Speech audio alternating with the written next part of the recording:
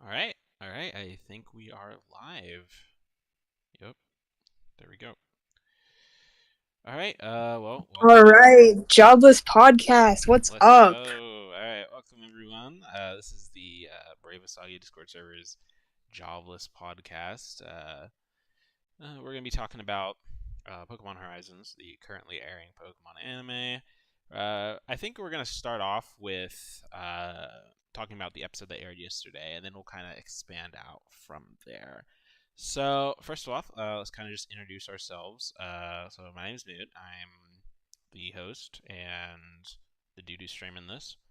And I guess we can introduce ourselves by alphabetical order. I think you can kind of just see it if you look at the voice chat. You can like just see what place you're in. So I'll tell you go first.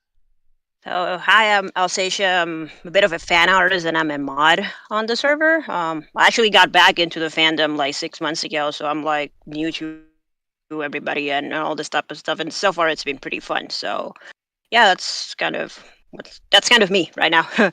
So, All right. Then I believe Ev. That's your next. Yo, I guess I'm next. Yeah. Yo, hi, I'm Ev. I'm known for my amazingly based takes on the anime. That's why I'm here right now. All right. That's one thing to call it. They yeah. are based, I will tell you that.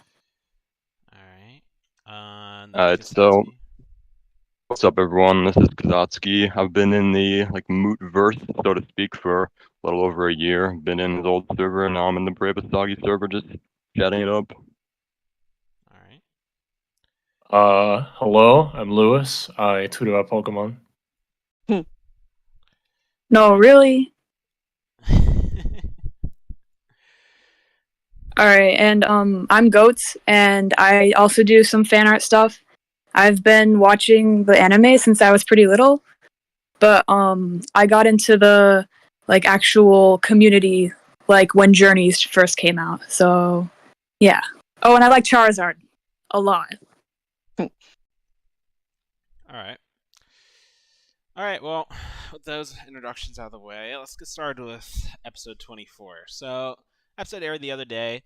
It's a setup episode for the climax of the first arc of the show, Liko and Rory's departure. And, I'm a little interested in why exactly is the departure ending now, right? I think that's kind of the most interesting thing to think about I guess it's because they know all of the basic information they need to know. It's a pretty interesting thought of why the departures now. So yeah, the episode in and of itself was pretty decent. It was basically just a lore dump episode. There wasn't really a whole lot of action or really significant developments aside from, of course, them meeting Diana. And I'm a little skeptical as to why Diana doesn't really seem to know a whole lot. It kind of makes me wonder if what was sort of the whole point of this whole trying to meet the grandmother. All she knew was just the name of the Pokemon. So what do you guys think about that? I would guess it's just to establish that it's something Liko has to find out on her own, kind of. And so nobody's gonna just tell her the answers to everything. She's gotta find out herself. Mm-hmm. Man, I'm really hoping it's that, because I think that right now is the biggest criticism with Liko's character. A lot is handed to her, and she doesn't work herself for it, So that's really what she needs right now. It's something that will make her earn things, just be proactive on her own, not have to rely on others, and have that determination to seek out her goals and questions about life. I think generally, so I guess my issues with this arc kind of stem from this, because we've had 24 episodes of build up to, and I'm going to be honest, I'm not super invested in the Pokemon anime narratively, but we've had 24 episodes of character build up, and I don't know two things about Liko, besides her backstory, which isn't involved at all. I feel like they spent 24 episodes building up a character that they could have introduced in 2, and I think that's kind of a problem. But that's up to other people's interpretation as well. I mean, I kind of feel that because I just feel like the Liko that we have now isn't too different from the Liko from the first 2 episodes. You know, um, so yeah, there's Yeah, definitely exactly. a lot of opportunity for that when it comes to like, because they have really good character concept foundations. They got these nice character ideas on paper, but the issue that I see with the show right now it is more on the execution of it all. Like great ideas, but they're just not fleshing them out. I think to the best of their ability. Um, yeah. I think it's possible that that's true. I think the issue is that we have 2 protagonists, and I give a shit about Roy way more than the other one. And it's weird because I feel like there's been no character conflict.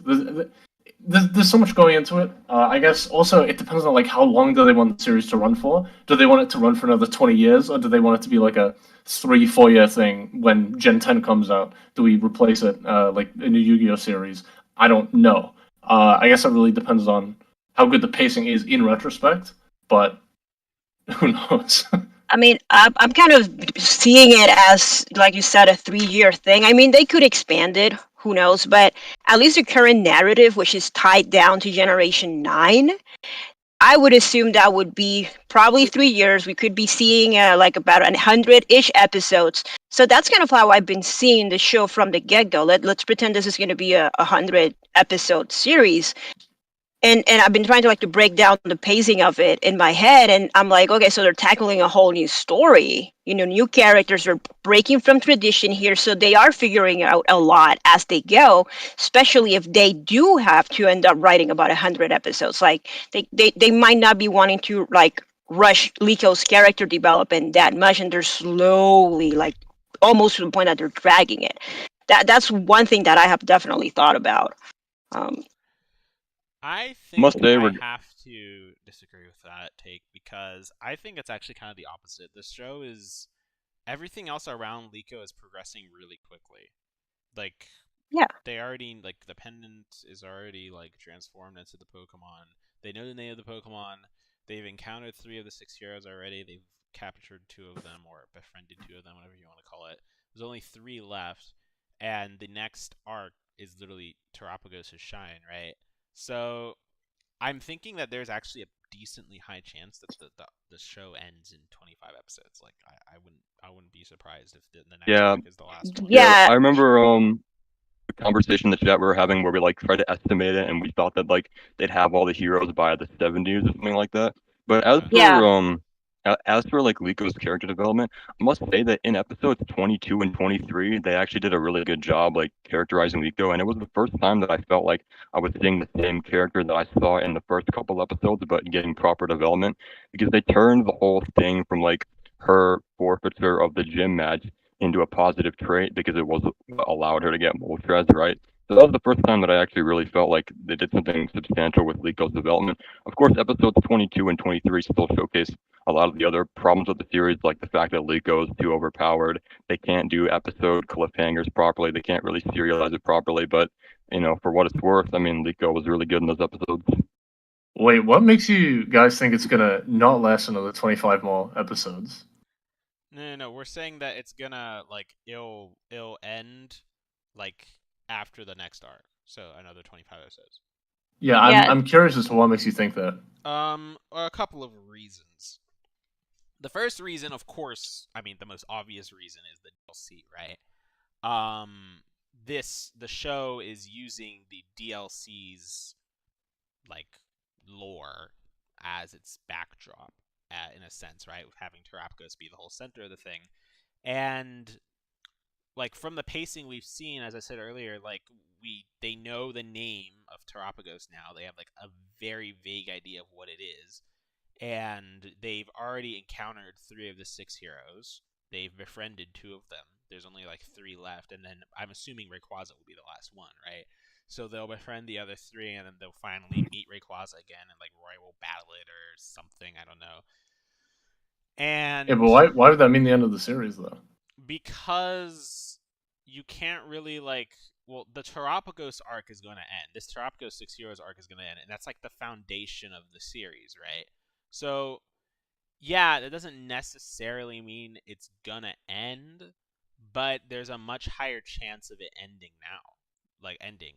Because mean, unless they I do think like that is. unless they do like a Unova arc with Anne or something as a side character, like I don't really see why. I think it's fucking wild to think that it's gonna end in 25 episodes. There's no shot that they would follow up a series that has gone for 25, 26 years, and then have like a 50 episode series after that. I don't know why they would do that. That's Okay, like hold on. the most Hold on, I just got- self-destructive thing that they could do.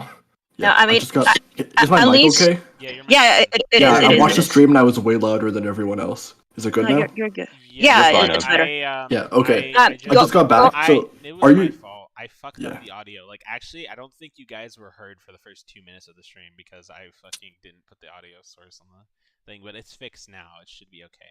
I noticed you guys were really loud, like on the thing, so I turned you down a little. Oh, Okay, That's cool. fine. So, are you saying? I just got back. Are you saying the show's gonna end after another 25 episodes? Yeah, that's what I think. No It's way. likely. No chance. I think it's gonna be like a 3-arc series, like 3 acts, like because that's how most stories are, 3 or 4.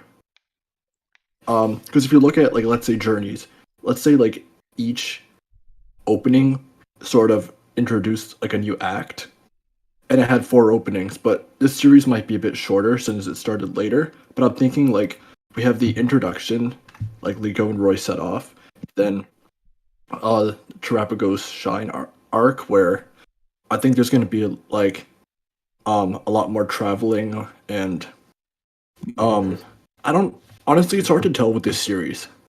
It's really Yeah, hard to tell what direction they're going in. It is. That's what I'm But I saying. feel like they're just going to be getting a lot more done, like sort of like the filler part where they expand on everything, and then the third act is going to be like all the questions are answered, the big climax. There's no way they just end it after another 25 episodes. Okay, so I mean, but then what are you like suggesting? Because they're gonna end up going for the rest of the 6 heroes, right?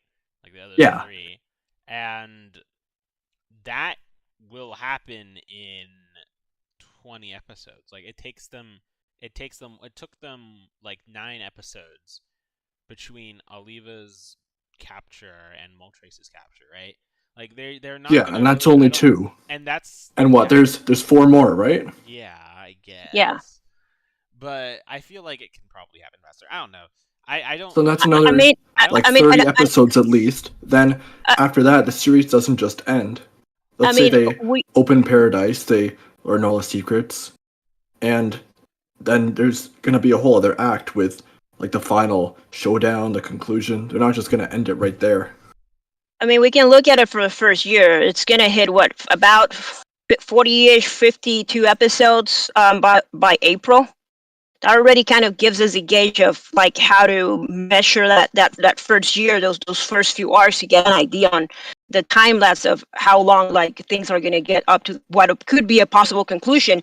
And from now to then, we also have potential new game announcements that will probably give us an idea on what direction the story, the show might take after that. Because you guys mentioned like Unova, we get Unova revisit games.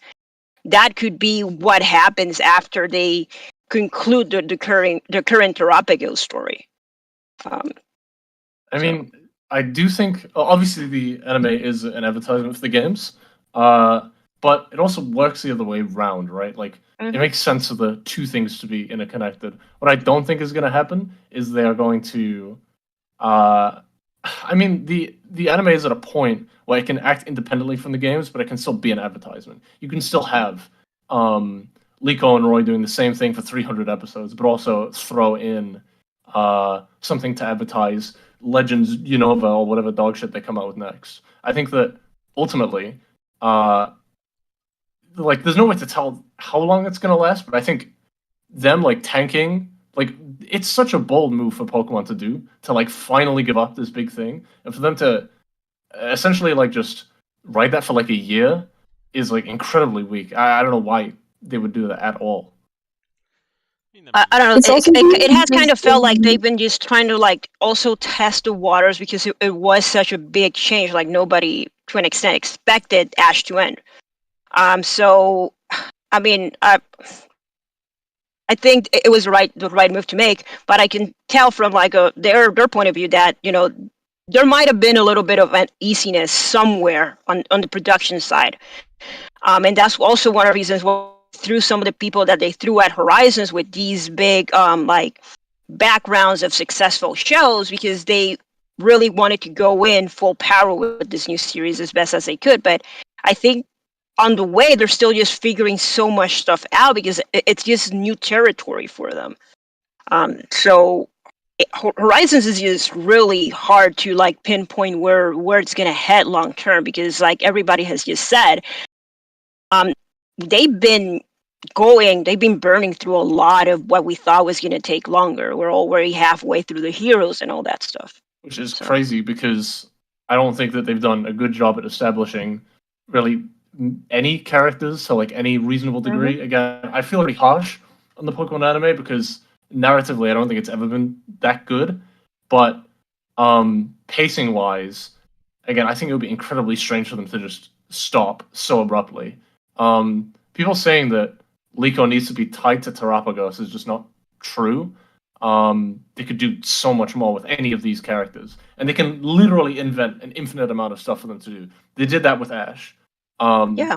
They literally made him fail the same task over and over and over again. I mean, how long was OS? Was it like 80 3 years? It was like 200 episodes. Oh, I guess. Yeah. I mean, if you count Johto, yeah. If you count Johto, wait, you count Johto, yeah, it's 200 episodes. Original OS is like 70 to 80 episodes, like 40 in During Silence. And like 100 in Johto, something like that is the math. Well, with that, we have to consider when- GS's like delay and the amount of time that Yeah. took. Yeah. So I would count. I don't know. I mean, the anime started 97. Yeah. Johto League ended. Like 2001. Yeah, like 2001. I think this Something like series can easily go for like three years. Yeah, I think it makes sense for them to switch out But then on a what? per What are generation they gonna basis. like? What are they gonna So- do after Terapagos and stuff is over? Can I make a Literally- point? Oh yeah. Our Literally last anything. person wants to jump in. What's up, man? Let me. Hey guys, so this is my name is Raisin Burst. What's it called? I'm the owner of the Brave Asagi Discord server, and I just wanted to chime in real quick on the current pacing in regards to Horizon. So I'm currently on this side where I think this is going to be a shorter series than usual. I don't think it's going to end in say 25, the next 25 episodes, but I do think they will be making a good pace towards the part of the next they'll be crossing a boundary or within these next 25 episodes by going off of the pacing of the last 24 25 episodes. So in the last in all the episodes so far, we have covered a lot of plot. We've covered the whole heroes, the ancient pokeballs, the pendant lore, all that good stuff. And we're on track to, by the end of the arc, Liko is going to be having Terapagos, 2 hero Pokemon, and I feel like if for those of you who've watched the most recent episode, I feel like the notes that Diana, Liko's grandmother, was going to show her is going to be hinting at the location of the next hero Pokemon. I don't know if you guys have been paying attention to the PR tweets, but yesterday they announced that the main actress for the new live action show will be playing an Ambipom in an episode that's set for December. So Ambipom is, if you think of Ambipom and you think of Scarlet and Violet, then you should think of either 3 things. You should either think Sinnoh, you should think Johto, or you should think Kitakami. So that means that, in this next Terrapago Shine arc, in the beginning of it, it's going to start off with, them supposedly chasing after Rayquaza again, but it's going to end up leading them into the next region, which is where they'll find the next hero Pokemon. I feel like they'll find the next hero Pokemon by the end of the year. And by that point, there's only going to be like, what, 2 or 3 left, including, Rayquaza. So I personally think that I'm on the camp that Horizons will probably end, just by like how we're going right now. It'll probably end by the end of next year, if not the beginning of 2025. Just going off of what we've seen and how we're moving right now, I don't think they've explored enough or left like enough grounds or smaller plot points that they can build on that will extend the show. And I definitely don't think they're going to add a bunch of filler, because Horizons has had like no filler since it started. So I don't know. I don't think that we're going to have like a the average length series that we would get for like Ash's show, because this is a completely narrative driven Pokemon story. I mean, I don't even think it's really a Pokemon story, but I'm going to keep that for a later conversation. But I think that the plot is so focused, and it's so, it's like a roller coaster ride. So I don't feel like it's going to be able to extend itself as much as we are used to, just because of just because of how it's been going so far. And if they do think to extend it, I feel like it'll mess up the pacing even more than it already is, because I don't think the plot is set up in that way where it should be. There should be like gaps or anything like that, because there hasn't been. It's been like, they've been figuring out things one after the other, back to back to back to back to back. So the idea for them to just, halt that and then go on take a vacation basically of a bunch of episodes that have nothing to do with the plot, or build upon the plot in like a tiny way. I just don't think that's something that's actually going to happen. I don't think that's feasible for the way the story is built right now. But that's just my 2 cents. No, Especially with like yeah. the work Go they ahead. put into making all the characters and stuff. Like, they have such a huge cast, and I just don't think they would do all that designing just for to end it so quickly. And it's also like in Japan, it's promoting a lot of merchandise and stuff. Like, there's all these like toys and stuffed animals and stuff being made for this series in particular. And it's like, I mean, I'm guessing it's bringing in some good money over there. So I think it'll probably last through a good amount of Gen 9, because like it's got all this stuff to promote. And like Raisin said, like we've got the DLCs coming up too, and it can promote that sort of stuff too. Yeah, definitely the current arc is going to be fully continuous. I don't think they're probably going to commit to wrapping that up. But I think that it is possible that after they wrap this up, they might move on to something else, probably with the same cast, because as Goats just said, why invest so much in designing all of those characters? Because they have a really big roster, and I'm pretty sure, considering the production time that we saw from Journeys up to the moment that we saw Horizons announced, like the time frame that they had to like design the Brave Asagi, design that whole character cast, they didn't have that much time. I think probably a couple of months to pull a lot of that together. So they probably that is not true. That's not true. That's Okay. not true. The thing is, like the people who were like in charge of Horizons are kind of completely separate from the people who were in charge of like Journeys and Masashi Pokemon Master, right? Aside from Is that- Tomiyasu. Yeah, I don't know how true that is in terms of like production cycles. I think it's not relatively similar, but like the same people are in charge of the production cycle. No, I mean like I'm talking about like pre-production, like the writers, character design is, I guess Ray Yamazaki did NPM, but she didn't do Journeys, and Yeah, you like, had on the animation side- the director wasn't the same. Like like they had plenty of time, like just by themselves to do whatever, get Yeah, everything ready. Higher ups, maybe. I mean, the Like- majority of KA is Yeah, the same. So I meant the higher ups. Like I meant like just like pre-production, like the planning, like what Azaltia was talking about. I like, mean, not exactly. Like, the writers and directors weren't really working on the Ash series towards the end. So, like, all new writers, I guess Tomiyasu was, but yeah, Tony like, also, the- I don't know how much he what do you worked call on them? Horizons anyway. what do you call them again? Shit. What did they But do? like the Briefing, yeah. producers, The production production assistant. That's the word. Yeah. Like all the PAs, producers that they all worked on MPM journeys, animators, character designers. Like, they didn't really get a break, Yeah, I meant more like. so they had to be working on that Right. during Journeys, Yeah, like you're right. while they were producing Journeys episodes. Well, I mean, there was yeah, that, but, like- there was that big like lull, kinda when it. I just got a text. there Oh, was it's- there was a.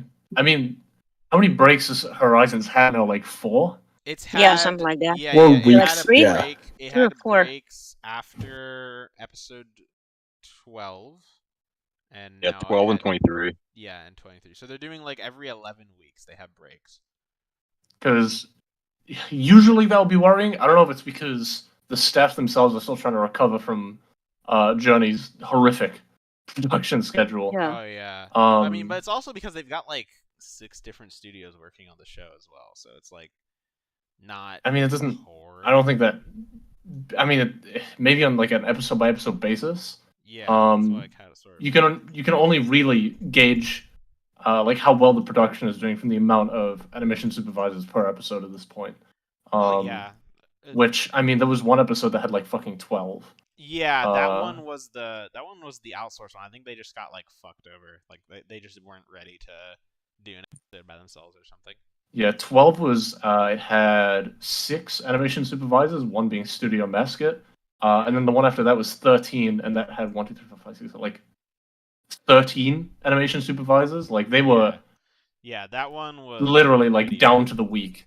Mhm. And that's why they took, I think, a 2-week break after that. Yeah. No, I thought the 13 one was after the break. Yeah, Sure 13 was. was after. I mean, 13 It is was the, after. 13 But is I the think only they episode they that was probably like a took huge break disaster. because of 13. But then again, since they did one exactly 11 weeks later, I think that was like a planned break, and they just kind of got the outsourced studio, whatever studio it is, just kind of got off guard. I think it's called Revival or something. I forget.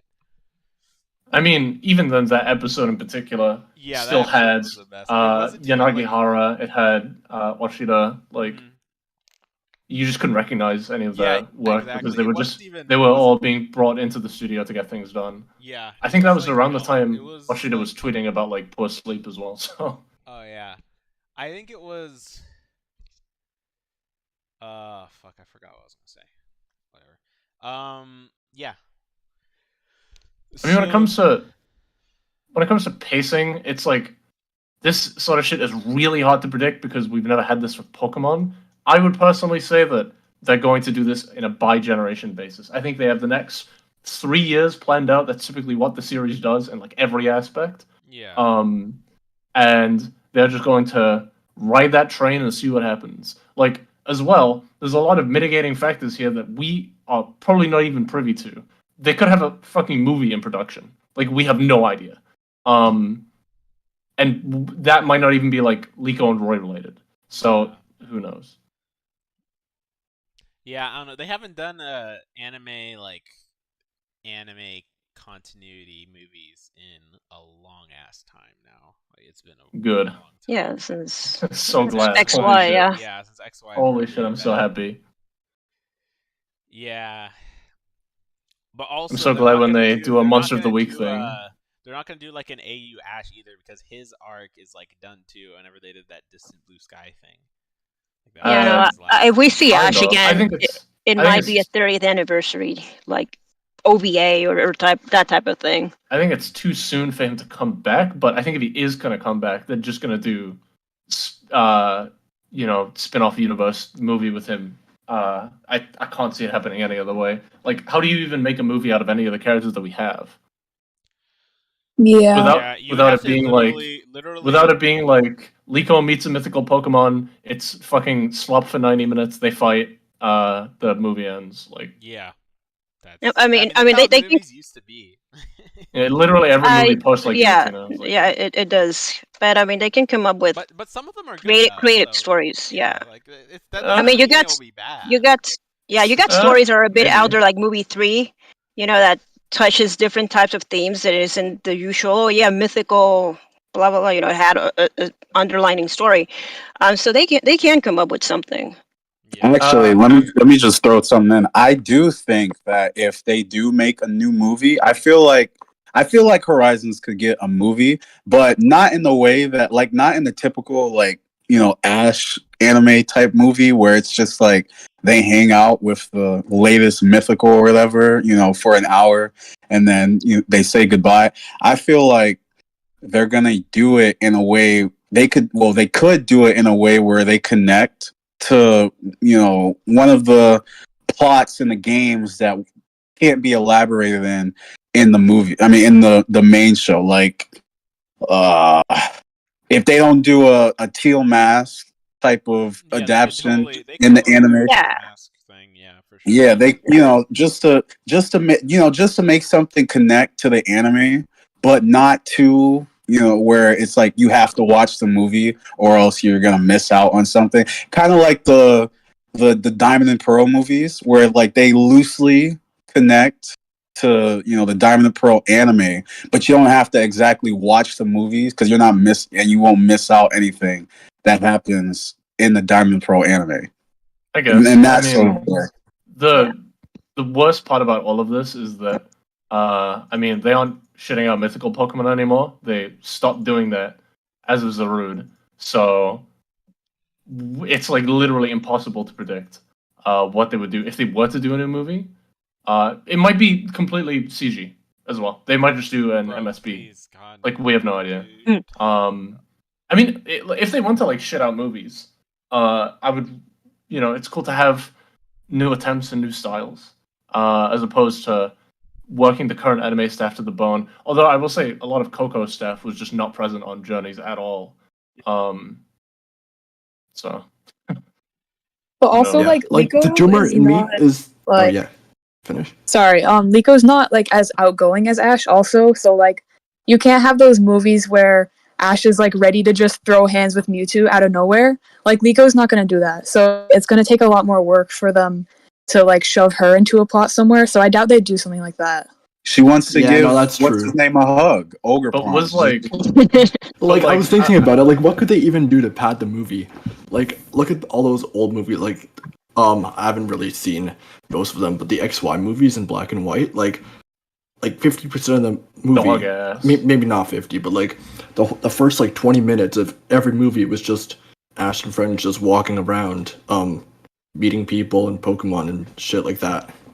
I mean, So, I Yeah. don't think I just can't see Liko doing that. does the protagonist Yeah. even matter at this point? Because I'm pretty sure like every Pokemon movie past like I don't know, I don't give a shit about XY. Every movie past like I Choose You, Ash is not the main character in any of those movies. If you think he is, you are fucking smoking crack. The movie is about Coco. It's about the people that live at Fulla City. I guess I Choose You is kind of about him because it has to be. But like, they don't have to create a movie solely based around Liko or Roy, and have them be like the driving force of the movie because they stopped doing that with Ash. So That's true. Like, they don't have to shoehorn them into everything. Like, I think they could manage without that. Yeah, like I think in the past movies, obviously movies were meant to promote the main show. But I feel like now, like Coco, I heard Coco didn't do that well. Oh that yeah. was 'cause So of I feel COVID. like Yeah, yeah, COVID. probably COVID too, but I don't think there was really that much hype around it. But So- Probably. I mean, 'cause, the like, Zarude the is movie most is- forgettable piece of shit. Not And it got Yeah, like, delayed. I feel like my point a is whole like I year. feel like they don't really need the movies to promote the main series anymore, and they might just be more successful if they create an original story.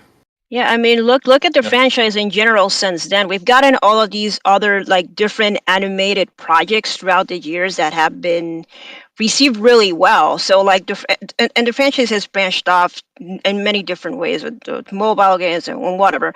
So it has a wider audience than ever before, and it doesn't really need Ash or like a cemented anime protagonist to keep telling stories. I think the franchise has proven that it's diverse enough that it can really just keep on trying new things without them really blowing up in their face too bad.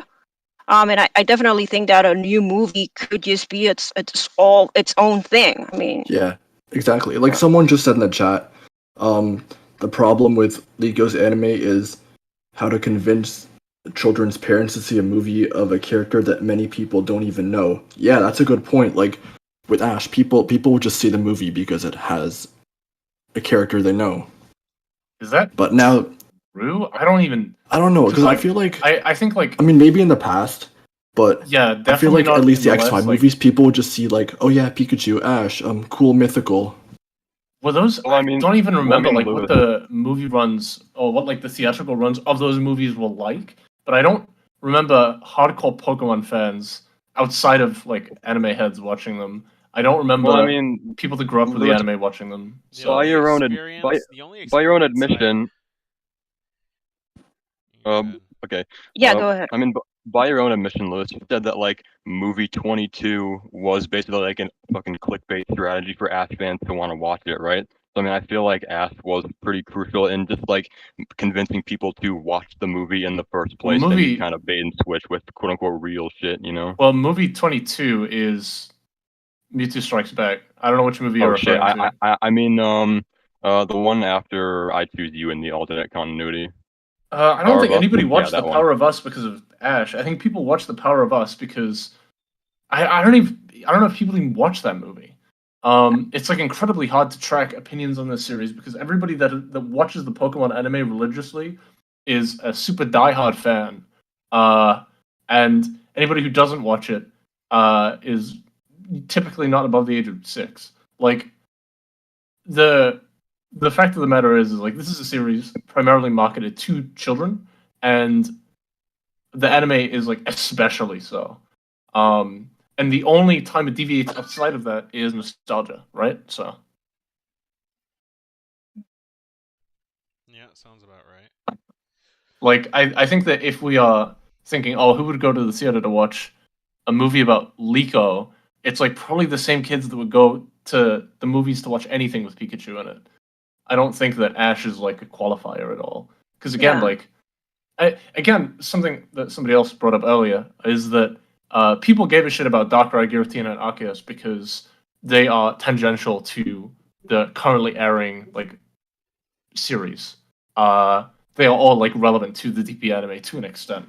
I think that's the reason why I cared about them as a kid. I didn't really like care that Ash was in it or whatever. It's just like it was part of the series that was ongoing. So maybe if they do something like that, who knows? I think Gen 8 in general, whether that's the games or the fact that COVID happened halfway through like the production of the anime or what have you, but like so much of that, like it's so splintered. You even the manga handled fucking Calyrex, which is just not touched in the anime at all. The Crown Tundra was just completely ignored, even in like in stuff like Twilight Wings. So, you know, they could do some like catch up. We have no idea. The movies are like literally impossible to predict because we don't even know if they're making a new one. It's also probably Yeah. better if they like make it more to promote the actual games, because like from what I've heard, the new anime isn't. I mean, it's not dubbed yet, so we don't know for sure. But a lot of people are like less enthusiastic about it because they don't have their precious Ash anymore. So I'm not really sure how well it would work for them to actually do an anime or a movie about the current anime. So like, but if they were to promote the games instead, that might be a better choice because that's what they used to do and it did better. Not really like mean, the Zarude movie because like that didn't promote the games. That's something totally different. honestly, So if they were to do something with like Scarlet and Violet's plot, that might work exactly. better. Like I was gonna say, like I don't know why they don't just like get Wit to make like movies instead of web series. Like, yeah, of course, I get a movie is not Yeah. a web series, and it's a lot Yeah. harder, and you need a lot more resources and stuff. But still, like why don't they just do that, and then there's not really a problem. I think the reason why they do web series instead of movies is just because movies aren't very profitable these days, I guess, unless you've got like a super super big like otaku brand with a whole bunch of production and stuff. And web series Okay, are more guaranteed to like reach a lot of people, I guess. I don't think that part is particularly true because despite how how much we all like despise the dub and everything like that, the reception that the dub movies, the Mewtwo CGI one got on Netflix was like insane. It was like one of the top movies watched on Netflix for like months. So but that's the West though. So I mean, I don't know how it looks like on the Japanese side. I don't even know the reception like in regards to Coco. I know it wasn't like that well received, not because of like general opinions, just because a lot of people didn't go watch it. I think they very well could make a movie. I just feel like they just don't want to, because look at the production for the anime right now. It's just not a good idea to like, even if they would like outsource it to a different studio. Yeah, it's like it, and just look at speaking of which, look at how they yeah, I was about to say that. Like, they haven't released a second episode at all. And that and whole I don't thing even is think horrifying, by the way. I don't know what the fuck is going on with the production there. I feel yeah, like exactly. I need to talk to some of the staff there because it's fucking insane.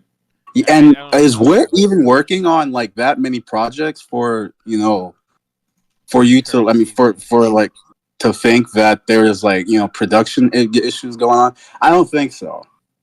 They're working on that Suicide Squad thing. I know that. Yeah. And also Spy Family, but that is like about to be wrapped up production wise, or at least this season. Yeah, don't isn't it like a mix with Cloverworks? Like they like trade episodes or something? That's what I yes, yeah. Yeah, I don't know if you've seen the Spy Family movie trailer, but that is not a movie. I don't care what you tell me, but that is a TV episode. I mean, that's really is it not like visually stunning enough for you, or like what? It just looks like your average weekly episode. Gotcha. Okay. I mean, the average episodes don't look too terrible, so like, it's not like they can really improve that much more. Yeah, I'm just saying, like, it's not a step up from a regular episode. Yeah, and that's like the point of a movie, to have it be like more fluid, and like you got to have more crazy stuff going on. Yeah, if they can't even put out like an actual movie, if all they can do is just an extended anime episode, that's kind of worrying. That's been kind of the meta recently, hasn't it been? Like, you look at like Oshinoko and also Soso no Frieren, Oshinoko, I feel like it's different because it was like a literal like countrywide event. They aired the first episode of that in theaters, which is insane. Oh, so it actually was deadass a movie. Basically, I think I watched one of the behind the scenes like production things, and they were like, yeah, we kind of wanted to make it a full movie to like have all of the content from the first volume just into one big episode. Mm-hmm. And then they did something similar with Frieren after that. That was yeah. It's been pretty interesting. That's also part of the reason why I think like maybe they will do a Horizons movie, like in that vein, like just have it. I guess they kind of have already been doing that. Like they did it with the Darkest Day arc, right? Of just having like a 4-episode arc that, yeah, like you could clip it into a movie and it would basically be the same thing. I mean, episode 1 and 2 aired at the same time, so that's what 40 minutes of television. Yeah. And didn't they do something in Journeys with like Heatran and stuff? They made it into a movie. That was a special, yeah. the fucking Iwane special. Holy shit. Yeah. I swear did he solo animate that whole thing? Yes. Yep. Dude, they were punishing him back then, dude. He had to do all the Pokemon World Championships battles, and he was doing these specials and shit. Like, oh my god. That was... What episode of the tournament did he even work on? I don't remember. He worked on Volkner and Bea. Oh, right, okay. So, And no, then I meant he like did- the tournament at the end. Oh, of the tournament? Oh, he he did. He did Ash Ash Leon. versus Cynthia Part 2 and Ash versus Leon Part 3. Yeah. I don't even remember him on Ash Leon. But maybe I'm just misremembering. Yeah, he did. Yeah, he like Because it wasn't solo animated by him. Those episodes. I'm pretty sure he did solo animate, but I don't know. Yeah, he did. Yeah, I could be totally He wrong. did that giant G-Max, was it Wildfire? Yeah, G-Mac And- versus the 10 million volt thing. That was... Yeah, did the giant Yeah. nuke. That whole was episode something. is just like completely forgotten by me. Yeah. That's why the doomer in me says there's not going to be another 2D animated movie. Because why do that? Why assemble a whole team when you can just get one person to animate 4 specials? Yeah, for sure. Right. He's getting old now. He's like, what, 60s? I think it was Yeah, he's like 50. 56 or something. I think he's... The craziest thing is that he's only getting faster. Like, I don't know how he does it. Yeah, if you go on his Oh, Twitter and actually like check out his tweets, he's like it's like the older he gets, the more he improves, and like the more enthusiastic he gets about like you would think them constantly like contracting him to do several episodes one after the other would like make him go mad, but the guy is like he's like the biggest Pokemon nerd over at OM. Yeah, I think he's like the only person on the series that I've ever seen draw like some of the fucking like Pokemon special characters outside Yeah, of like the most manga obscure themselves. characters you could think of. He's 'Cause certainly drawn fan art of him. for the Asset Archive, we save all fan art by staff, and I think we have like 1,500 Iwane drawings in there. It's absolutely insane. That guy's a fucking monster. He also makes fan arts of like other animes too, mixed in there. So it's kind of crazy. Like he's so enthusiastic. I don't know how he does it. I wish I had that work ethic. I mean, he used to stream his stuff before the incident, so Oh, yeah, he has a He YouTube still and stuff. streams it. He still streams all the time. Not Yeah, no as Pokemon stuff much, anymore. but he'll definitely like put on. He'll definitely like He streamed this do. season. Did he? Yeah. You guys don't watch? Yeah, he I started used streaming to. it. I used to remember like he used to make streamed, like- animation He streams. streamed like literally like last week or something. I forget. He streams Oh every wow! I day. didn't know. I have him on post Yeah, notifications. he streams daily. He works I on didn't his see it. personal animations. Yeah. His But personal yeah, he like hasn't- fans. Yeah, I don't think he's drawn Pokemon since the incident at all. Yeah, the Yeah. incident. wonder why that happened. I will never get over all the artist unknown tags on all the Ash versus Leon clips. Yeah. It's because there's like 5 people uploading to the Buru at any one point. So even then, Well, most I mean, of look, the the credits are in order, aren't they? Like you just kind of Not always. guess. not always, and that there's like stuff to be said about like corrections and shit. At the end of the day, there's like I think like 2,000-3,000 uploads of Pokemon on the Buru, and I think like 2,500 Ione cuts on the Buru. It's like insane. He's probably like the most recognizable animator on the series, like by far. Yeah, and you can like look at any clip and just like know that's him too. So Yeah, I it's mean, pretty you easy. can you can even look at like past clips and you just recognize how he So draws. recognize. So yeah. I will say, I'm kind of glad that we have other animators that aren't.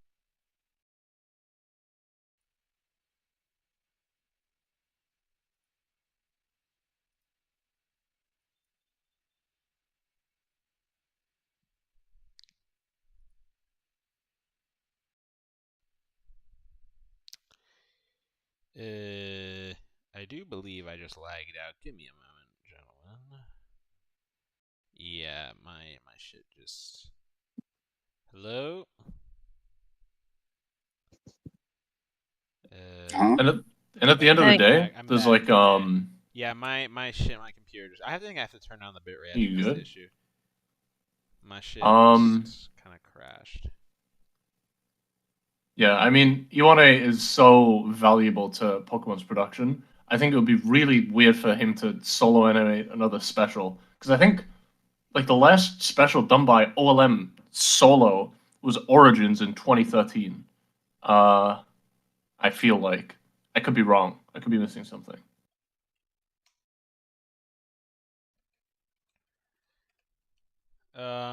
Yeah. The last special entirely done by OLM. Well, they had a few evolution. I'm checking that right episodes, now. I guess. I Right? feel like it was Origin. I know, I think Iwane did most of the animation on Mirage, which was 2006. Didn't he do like So- Mega Evolution? Oh yeah, I guess those do count as specials. But I think he meant like not like Ash anime, like other stuff. well, I mean, I guess, but like the Arceus Chronicles is Ash anime, so either way, guy is fucking insane, and I assume they're paying him decently well. I would hope so. I hope For him so. to- That guy deserves Yeah. it. It's- How long? When was his first episode? It was the Blaine episode, and when did that Yeah, air? That was 1997 or 97, 98, something like that. 98. Wait, didn't he do most of the opening? So the first time he's credited as director, I think the first time he's credited at all, correct me if I'm wrong, was a Blaine episode. Yeah, as that was his first solo key animated episode and animation director debut. Well, he's I been swear working he- on it since like episode 3. Yeah, he is. I mean, he's probably like the face of Pokemon animation at this point. I don't think there's a single other person that I would put there, honestly. Yeah, he's Yeah. just popped up. All right, so let's talk about the current production of it. So we got another Takagi episode. I'm very excited. I'm actually kind of surprised he's doing episodes this often. I wonder like why that is. What do you guys think? Sorry, I need to look up the the fucking episode titles. Oh, they're on the.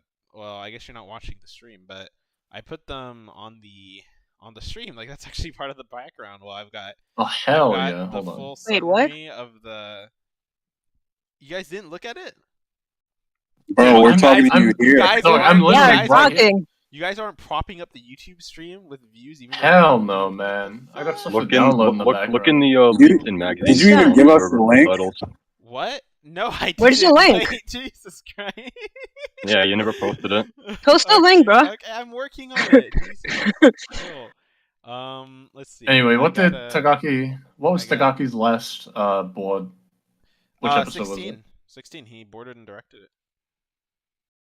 He- Which one was yeah. 16? I always have to one look. that at you the post fucking like a series. 1 minute. I mean, you do that like every other episode, but you know that the great one, the one with the dot, the dot scene. Oh, yeah. Yeah, the one where Roy Lico teamed up.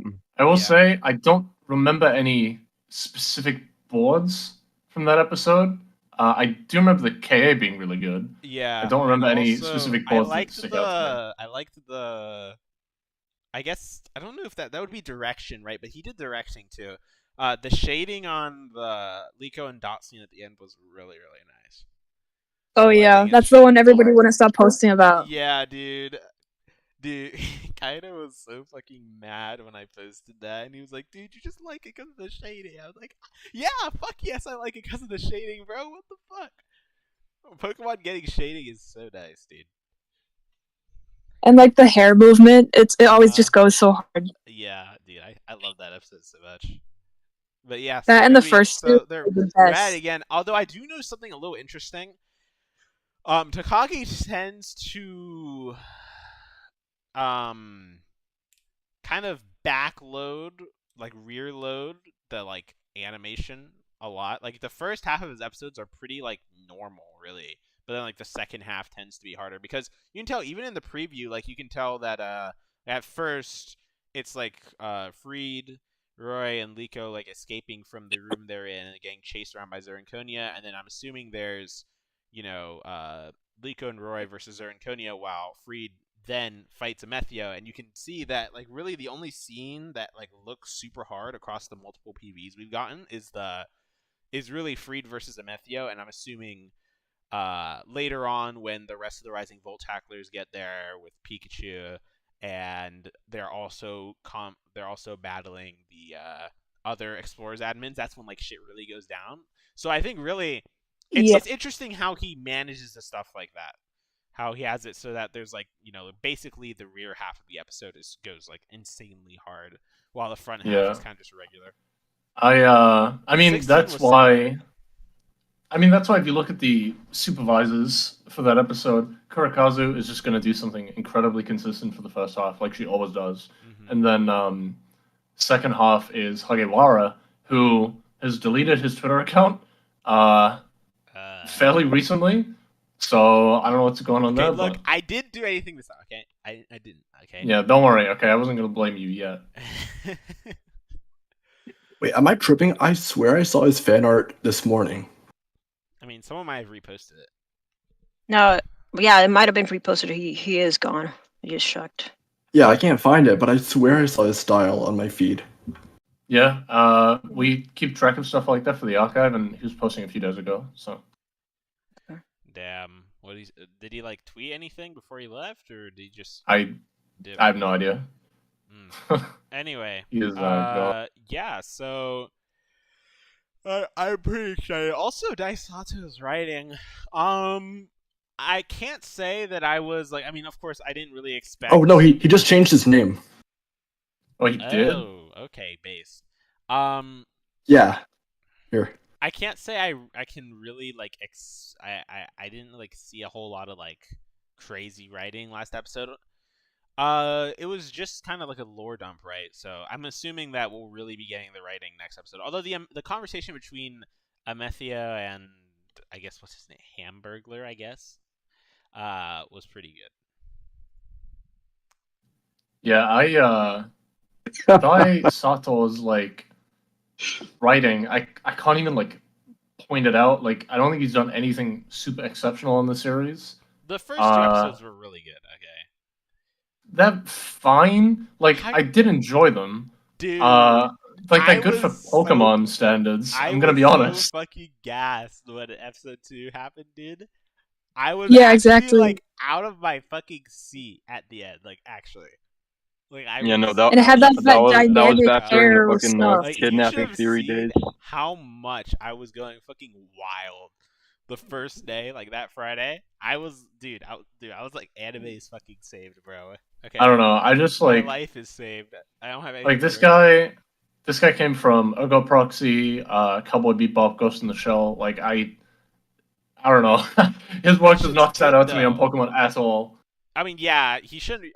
I guess that's kind of why we've gotten the more like adult side of it. It's weird because I agree with you, and I kind of had this discussion with Kaito a few weeks ago, I think, and we were talking about it. And yeah, it's like there's two different like themes or atmospheres of the series. There's like the regular Pokemon stuff with Liko and Roy, and then there's the Freed stuff and the Amethio stuff, which is just.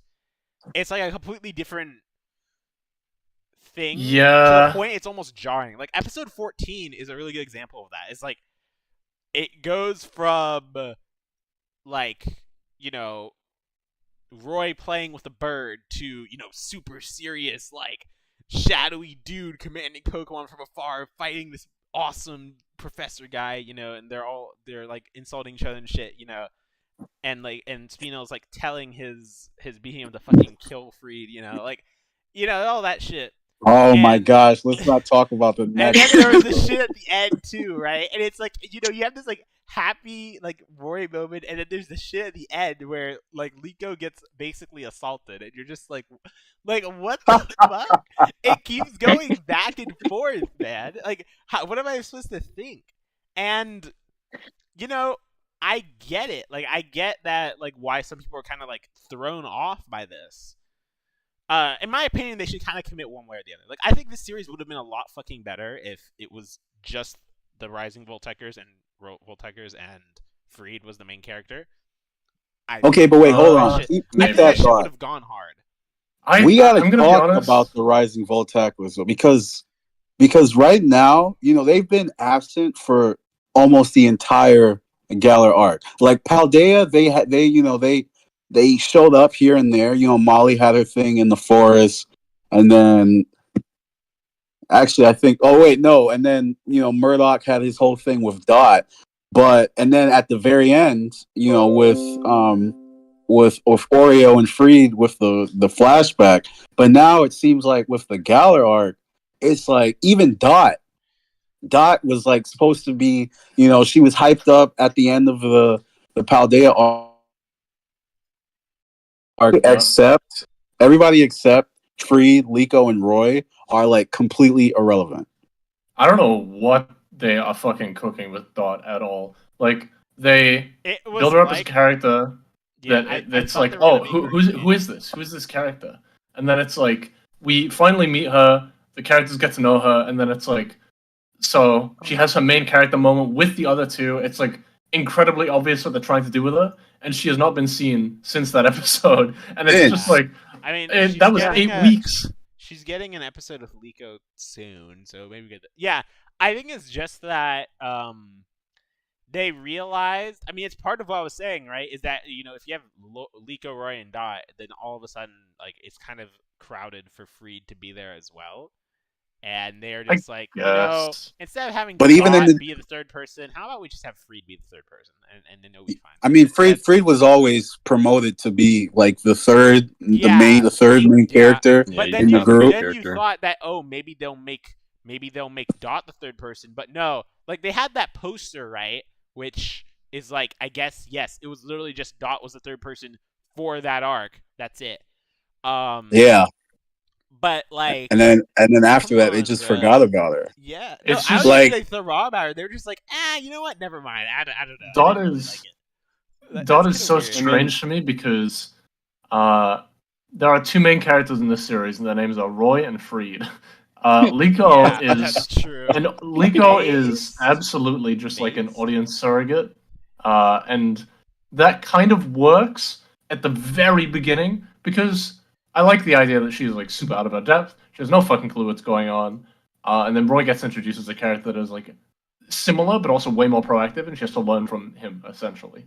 I like that. Well, I mean, like, Moot, going off what you said about how they like realized that it would be too crowded if Dot and Freed were also there. It feels like so many of like the writing moments are basically just the writers being like, "Oh shit, we have to do something now." Like how Wattrel like disappeared in between episode 14 and then whenever it came back. And just shit like that, it's like, oh shit, we can't have Dot as the third main character because Freed has to do stuff. Well, they had exactly. That's how he described it perfectly.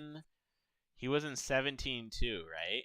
He wasn't in 18, 19, 20. I think just 18, 19, and 20, right? It's just 3 episodes. 21, 22. He was in 21. Didn't show up. He was in 21. No, it wasn't. What was 21 again? It's like he was in the episode, but I'm pretty sure he was not. I remember someone complaining that all the other Pokemon showed up. I think they were all eating food together, but Wattrel wasn't there. There was no Wattrel in that episode. It didn't. It didn't. It wasn't there. Yeah. Damn. I will say it's really funny how the character that has the most backstory in this series and the most lore and the most like time put into them, especially given how good that episode was, is Freed. Like, yeah, it really feels like they want to make him the main character and like the only main character. Like he is. I don't think anyone would have had a problem with it either. Like, I think it's literally just like production committee mandate of, yes, it's a Pokemon show, you need to have kid main characters, and they're just like, okay, fine, we'll figure something out, and then they just kind of went with that. I think they came up with like Freed first, like probably.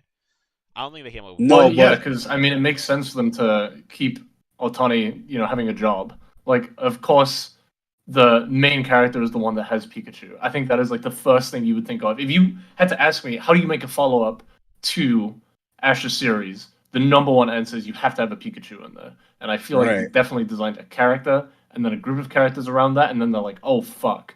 Like, we need to appeal to like our audience. We forgot the kids. Think we have, yeah. And I don't know, like, we were all kids once.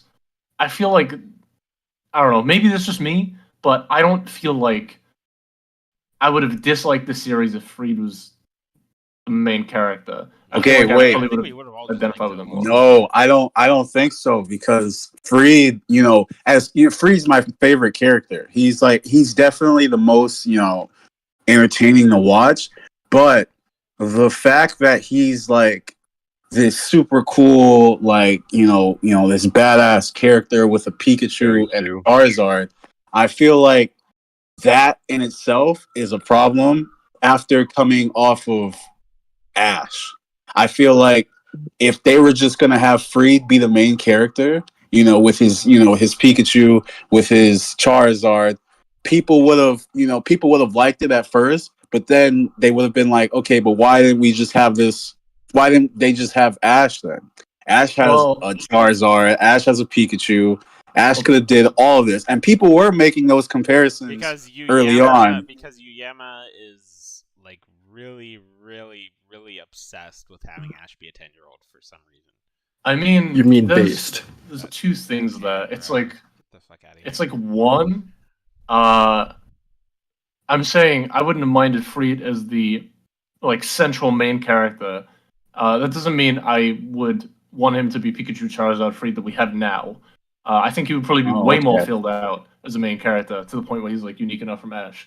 And secondly, it's just like, do we really need like an audience surrogate character? And do we really need two of them? I don't know if we do.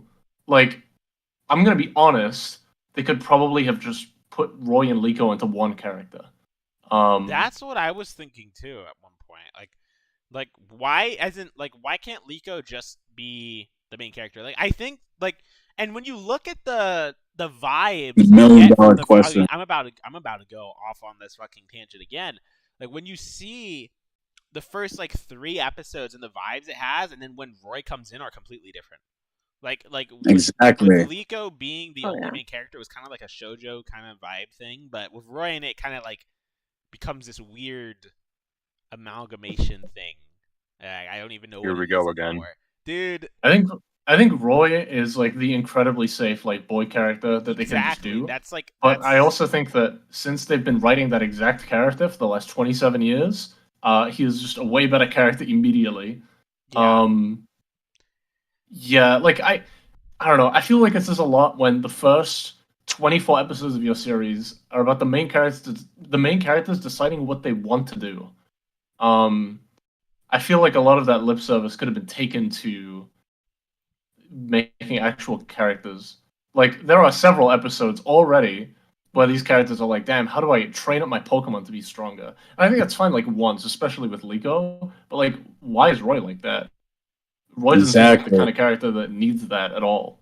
And going off of that point, they made it like in the first 7 episodes, Dot had this whole thing where that she had the seminars or whatever, her little TikToks where everybody would watch and she would teach them about everything like that. And that's initially how Liko figured out how to start her training, how to start studying with Sprigatito and all of that. And they kind of just stopped doing that, which makes it so jarring, because now it's now that they stopped doing that, it feels like the characters just don't know how to process being Pokemon trainers. They're like fish out of water. They just are not proactive anymore. That's actually one of my biggest issues with how Liko has been showcased. Like at the beginning, it's like you said, she had a resource, she made the best of that resource, and she got results. But now the characters just don't do nothing. They don't. It's frustrating. Very jarring. No, I mean, Rosin, going back to what you said about Dot, I unironically feel like their storyline with Dot was having it be some video game-esque, unlock this character, get the Kikamori to come out of their room, and then it's now that Dot is unlocked and episode 16 happened, the status quo just goes back to normal, except they're not knocking on her fucking door anymore. She's entirely reclusive and they've forgotten about her again. Yeah, she's just going back to how she was. Man, I can't believe we sat through so many episodes of Liko harassing Dot just for her to do nothing. I know, right? Oh yeah. 7 episodes of Liko building up Dot and then they have this big spectacular, showdown. Dot picks Quaxley as her first Pokemon. They have the big battle. It shows the big trio, and then immediately afterwards, literally the next episode, all of that is Dot is back in her room. Dot is still like, she's not really messing with anybody. Quaxley isn't doing nothing but being Quaxley, and even at the beginning of the Galar arc, where she asked Liko to bring her, the cotton candy and everything, that entire plot line is just forgotten about, and it's so annoying because why spend so much time on this seemingly integral character who has like a big name voice actor if you're like not gonna do anything with her? Literally, like there's nothing that's been done with her since the upcoming episode where she figures out where Rayquaza might be because of some reports, whatever. That's like the first time we've really like heard from Dot this whole like since we left Paldea. Yeah, and it's that's kind of unfortunate too because she was starting to really gain popularity after like episodes 15 and 16, and then it just like got like quashed. It just stopped like for no reason. Why is she not with them? I mean, it's because then Freed wouldn't be able to be with them, and then they can't do their like shonen adult badass thing, whatever. It also feels like a floating phone, like the Rotom phone. Like, where is she? I don't know. Maybe I'm just. The series is so fascinating because they're constantly alternating between. These are the two main characters. Okay, we have two main characters, and they have the same goal, and we know exactly what they want to do. But also, the explorers show up, and Freed fights them. This has happened like 6 times now, and it always ends the same way. At some point, you have to like remove your suspension of disbelief. Like, this is a show for small children. At the end of the day, I'm not expecting like even a good plot, but like it feels like they don't know what to do for that audience, which leaves like every other audience like, well, what the fuck am I here for? It feels clumsy in a way that is like really hard to pin down. It's because it's because as you said, like I kind of made this whole point like I don't know a few months ago. Really, it's like I predicted that basically every climax will resolve itself the exact same way because they aren't really allowed to do an ambiguous resolution. I don't think so. They can't have it be like at the end of this arc, Amethio kidnaps Terapagos or something, or like actually gets it. I think it says they can't really like do that, or maybe like Amethio gets the Moltres instead of Liko, right? It says a lot about. Let's talk about that later because we have to talk about that. It says a lot. I think Freed is like probably, as much as he's my favorite character, he's like the biggest problem with this series. He's definitely. There's like a clear inability to understand like who they want to market to. Like this guy is clearly meant for 27-year-old that started watching the series when they were a child. But like the key thing is like the one time Liko is allowed to wander off from Freed, she gets fucking hypnotized, which I feel like I feel like I am like they let her off the leash like once, and I don't know. I don't think it's my place to talk about like like how they handle female protagonists in the Pokemon anime. But like Jesus Christ, dude! Please, just go off. Holy shit, that shit is so fucking bad. I even ignoring how like weird the hypnosis shit is, it's like, bro. No, like, talk about it. It's so weird. Like, why is that? That whole episode was fucking weird. The Iono episode, I didn't like that episode. She was just like wandering around. As an amnesia. What the fuck are they doing? Yeah. Yeah, no, she's like, oh, I forgot everything. Time to like fight random people that like tried to walk up to me. I don't know. It was really funny not watching that with watching that without subs. Yeah.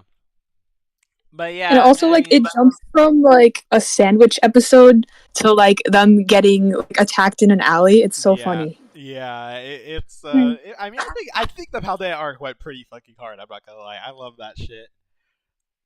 I don't know. My man. The my funniest thing. reasons for watching this is only like production reasons. But the actual content of the show is very questionable. Yeah. Yeah, like the funniest thing that Horizons has done is in the what's her name? The streamer Iono, I don't that know. episode. Watrel's inclusion was only there so he could chase a bird carrying cutlery. And then he literally skips like Yeah, half. Roy of- just runs across the fucking region just to chase a damn bird carrying a fork and knife. I don't know. At least I know. I can tell you more about Watrel's personality than like any other Pokemon in the show besides like Pikachu. I don't know. I like Watrel. I like Roy. I like Makoko. We all love Watchful, and but I don't think the writers do.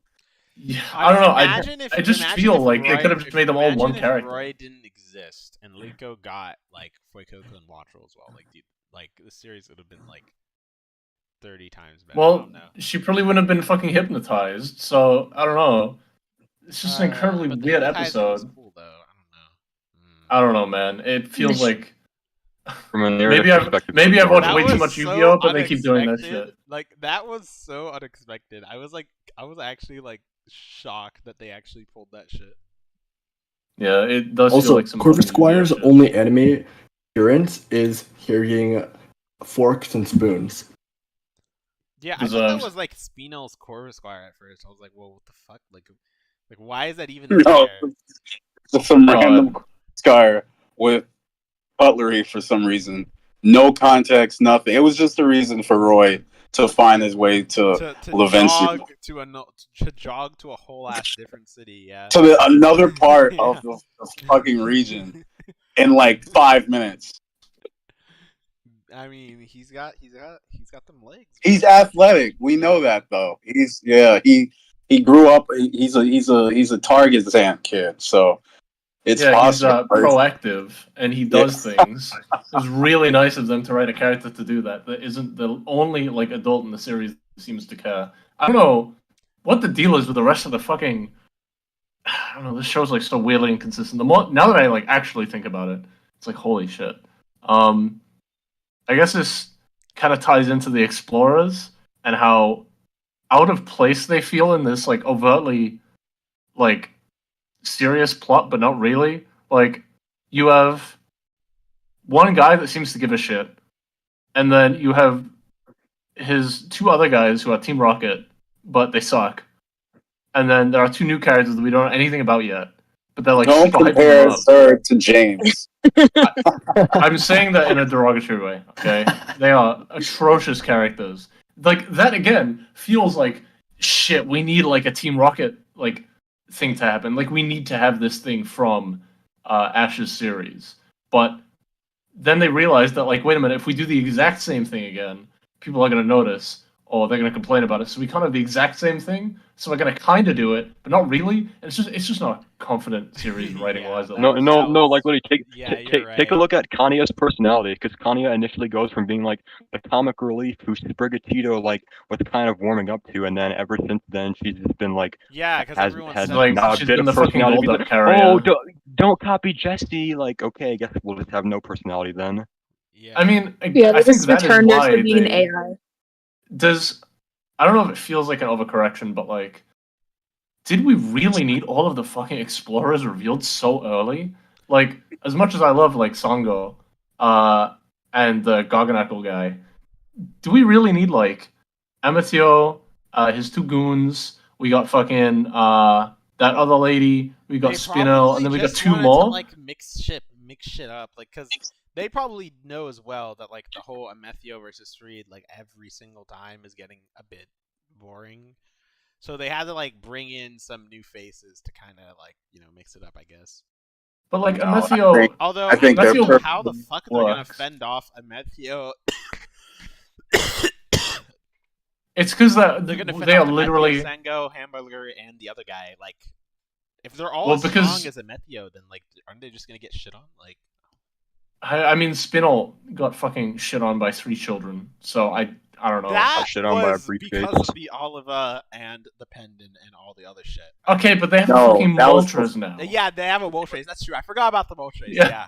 Like, I actually forgot. The series is so Yeah, odd. Like she could literally just set up Moltres. Yeah, can you just like literally melt Sango's glalie? Okay, thank you. Yeah, like I don't want to be that fucking guy, but like this is like CinemaSins level of like fucking shitting on this series. But like, what even are the fucking stakes anymore? Like we have a Moltres. Okay, yeah, But okay. So we have a let's talk Moltres about and fucking that, Ash 2.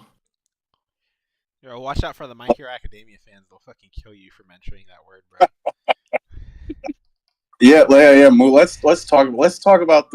Let's talk about Lico's task force and the stakes in regards to that. Let's like that's. I feel like that's like the elephant in the room that nobody wants to talk about.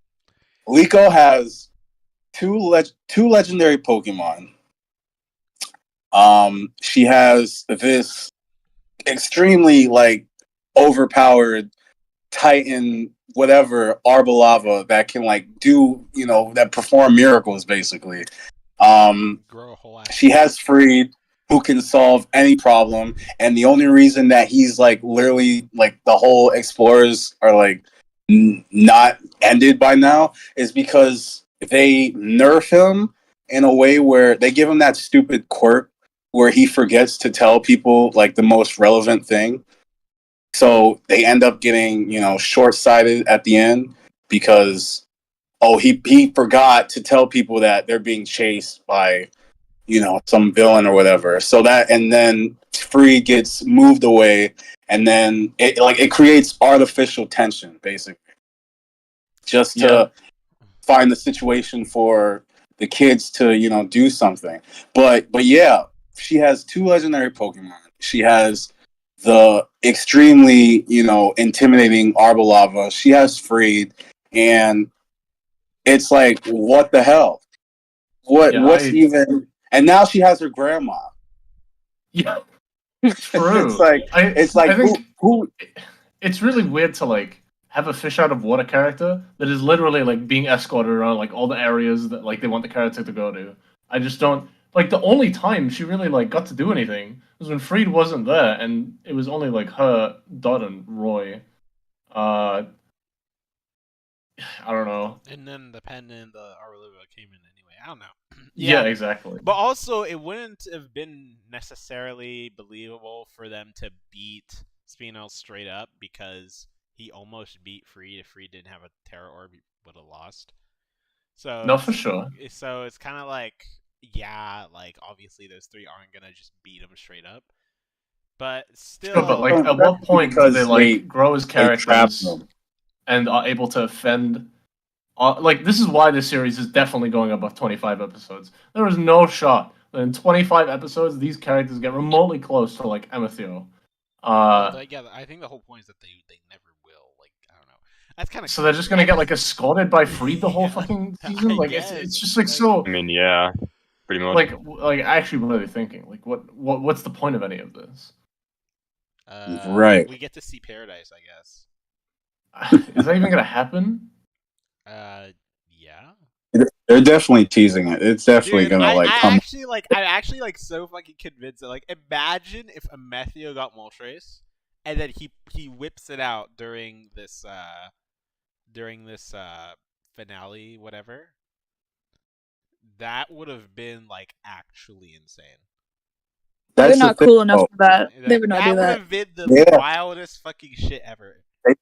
They should have let Amethio, or they should have like a point where they give the explorer, like, instead of Lico and company getting one of the hero Pokemon, like, just like that, they should have it where one of the hero Pokemon end up joining the explorers, because otherwise the more hero Pokemon that Lico recruits, the more unstoppable she's gonna be. Right now, she's already like nobody can touch her basically, because if any of her Pokemon, if Sprigatito, gets KO'd or whatever, Terrapagos is gonna come out and like summon a like divine sword and kill everybody. And then if that doesn't work, she has Moltres, who could fend off Free and Amethio at the same time. So it's like they have to create something with the explorers to to build up to their conflict, to give their conflict more weight, because right now it just seems like they're constantly going at it for no reason, because realistically, either Freed or Liko could take care of them, just like that. I mean, even if, say, we don't get... I mean, this has already happened, right? Like, MSCO was too shit, so they brought out Spinel. It's like, okay, shit, we've, like, corrected the mistake of what we were probably going to do at the beginning of the series. And now Spinel gets shit on by a big tree. So now we bring out Sango, and she's probably going to get shit on. So we have another guy, and it's like, at what point are we, like, we've already looped so many times. We're only, like, 24 episodes in. Yeah. I only like care about the series from a production perspective because it's just really fascinating to me. But like, what are they doing? Like, they need to. It feels like they're trying to race towards having a concrete plot, and they were spending the first 24 episodes feeling out what they wanted to do, and now they kind of know what they want to do, but now they have 10 characters that they don't know what to do with. So it's like, fuck, And then, as you said, there's Moltres and Terapagos just involved, and it's who even cares anymore? But they might be mildly inconvenienced by a battle. Come on, that's so horrible. True. They might have a really slow Stonejourner to walk through. I don't know. It's just so weird. You have to do a really big leaf storm. Yeah, the series also I guess this does tie into the production, but there's no scale to most of these fights, which is a really shame. That's what I loved about episode 5. It was a really big fight. Like there were multiple battles happening at once and shit. I really like that a lot. I don't know if I agree. Except for the fact that we didn't see a single pair of squiggly eyes. I'm gonna be honest. I don't think uncommittal. I don't think there was a single proper punch thrown in that episode. The only episode that I would say is probably decent to scale. It's 16, 18 doesn't count because it's a flashback. And 23. Right now they're in some fucking house, and there's the preview shows 10 Pokemon on screen, and they're all just kind of standing there.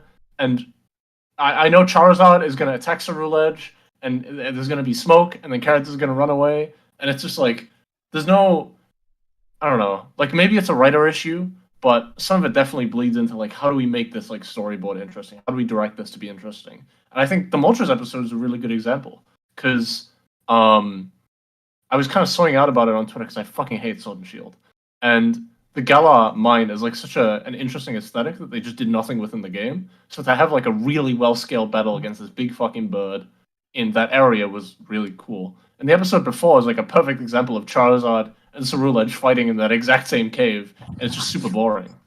There's just no there's no stakes, there's no scope or scale, there's no concrete plot figured out yet.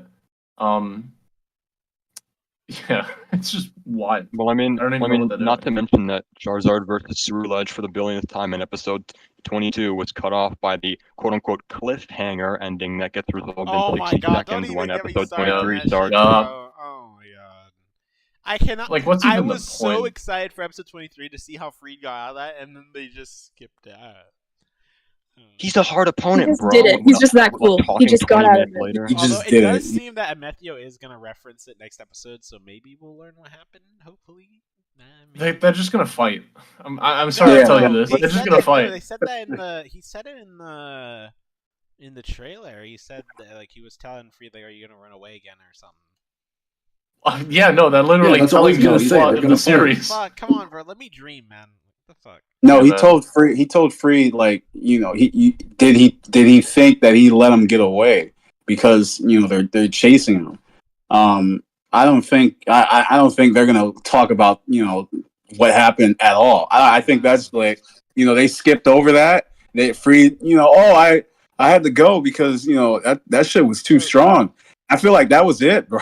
That was it. That's as much as you got out of that. I I also feel the start of the series does a really good job of establishing like what kind of danger the main character is in. Because again, she has no fucking clue what's going on. She's like kidnapped by this fucking fire dragon that she was saved from like this turtle thing. She has no clue. But as the series goes on, it's like, oh, this is her mom and dad, like grandparents, which again feels like for what they didn't do with her. But here are all of these like figures to protect her. So there's just like no, I don't know what the fuck the series is doing. Like it overcorrects itself like 7 times. Like we have like 7 different explorers that want to all kill them. I don't even know what their motives are. It's like what? Yeah, that's something like really need to address. The fact that I think Sasuke's been talking about it a lot. The fact that that Go keeps saying that that she wants to get stronger to protect herself, and that's been like a running theme since the show started. Wants to find a way to so she doesn't have to rely on anybody. But it's like So we're gonna run away. Yeah, there's nothing. Every single time she tries to, something else pops up that comes to protect her, and she just like goes with it. She doesn't even like say, "Oh, you know what? Maybe I don't want this, or maybe this might be bad, or maybe this might affect me in some capacity. This might conflict with what I want to do." Yeah, No, she doesn't do that. She's just like, she's yes. not proactive. Yeah, she just goes with the flow, and it's really annoying because there, like you kept saying, there's no stakes because Liko, the show started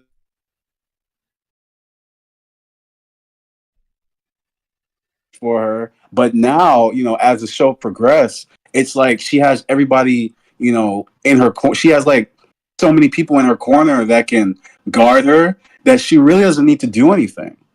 Unless there's something that like some divine force that removes these protectors from her, I really don't think they can build good enough stakes in the narrative to make Liko like more engaging. Because right now it just feels like, I don't know, she's just boring. She's handed everything basically. Yeah, the only time that she feels like she actually was able to stand up for herself was the episode 2 episodes after she got fucking hypnotized. Like that episode 16 is like the only episode where it feels like we have like a trio that we're supposed to care about. It feels and then like 2 minutes later, Arbolava comes out and protects her. Yeah.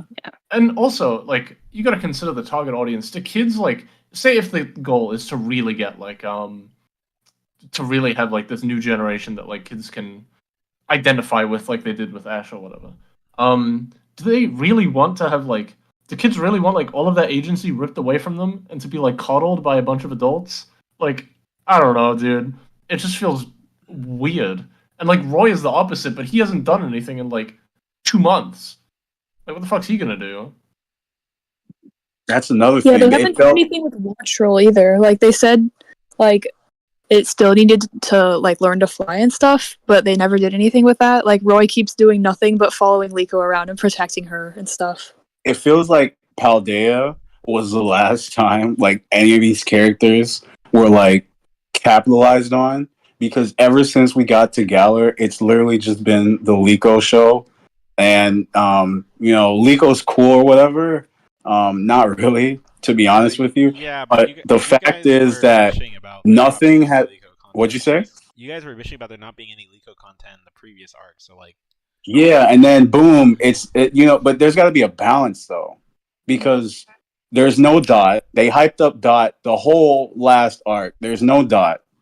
They dived into all 3 of the other, not all 3, all 4 of the other RVT members in the last arc. None of them have done a single thing in Galar. I mean, you could maybe count Murdoch and his boyfriend or whatever, but that was like a filler basically. I super agree. Yeah, it's just like that felt like the most fucking Ashen May dog shit episode I've ever seen. Yeah, like nothing. mattered in that episode at all. I mean, it's cute, but like, and I feel like it would be weird if the show was like constant, like we need to progress the plot. Like there's space for episodes like that. But if they are doing this, if they're not doing another 25 years with these characters, which I definitely don't think they are, if they're doing this on like a 3-year schedule and they're taking multiple week breaks because of production issues or what have you, you really got to make like all this time count. And the Murdoch episode itself is really funny because, like, what does that character do except escort Liko around? Like, what is his goal in the overarching narrative? He doesn't have makes one. food, bro. Like, what do you want him to do? Yeah, like his goal was explained in that episode. His backstory is all you need to know about that character.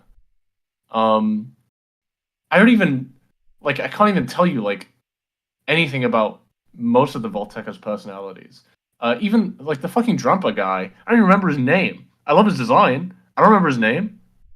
What's he gonna do? What has he done? Literally sat there. Like he made it rain. That's what he did. But that's like it. That's the thing. It's Paldea felt like, you know, I give a lot of hell to Paldea because just the way it was structured. But man, I feel like we need some of that back in Galler because it's like nothing that happened, like none of the writing stuff that they were doing in Paldea they're doing in Galler. It feels like Galler is completely focused on Liko. Even the training episode with Kabu, which was supposed to be Liko and Roy, just as soon as the episode aired, you know, they hit us with, you know, the Uno reverse. It was almost entirely about Liko. And then after that, we get the Hatena episode where she puts the development she got from the Kabu episode into that episode. She gets Hatena. Hatena doesn't do anything. Literally hasn't done a single thing since even when, you know, we first met it wasn't doing anything. I still don't even know why she caught it personally. But yeah, and then immediately after that, it's Moltres, and then immediately after that, it's Liko's granny, and then immediately after that, it's gonna be Liko and Terapagos, and then immediately after that, it's like it keeps on going, like Liko and Dot. It keeps on going, and it's no room for Roy, no room for the other RVTs. It doesn't even look like there's that many room for Free. Like the preview hinted, you know, at Free doing something, you know, in the next episode. But you know what that's gonna be, so it's versus Lethio, baby. Let's go. Round 7, let's go, baby. Yep. Yeah. Round like 5. Except dude, this time he's gonna make some like superhero jump onto Corviknight. Like what? Dude. That's I mean, let's not lie. Those freed seeds look fucking fire in the preview. They do. They 100%. They look cool, but it's like there's no point. What's on his he's phone? Like over his Yeah, shoulder, they don't really benefit long term. Who cares, bro? The boards for next week's episode look really good. Yeah, the cookies are gonna pop off. Let's go, baby. I think so. While you were talking, I looked at some of the credits, and so we've had 4 training episodes. We had 7, 14, where he was teaching Wattrel how to fly, and then it doesn't fly. And then we had 17, and then we had 20. 17 and 20 were written by the same person.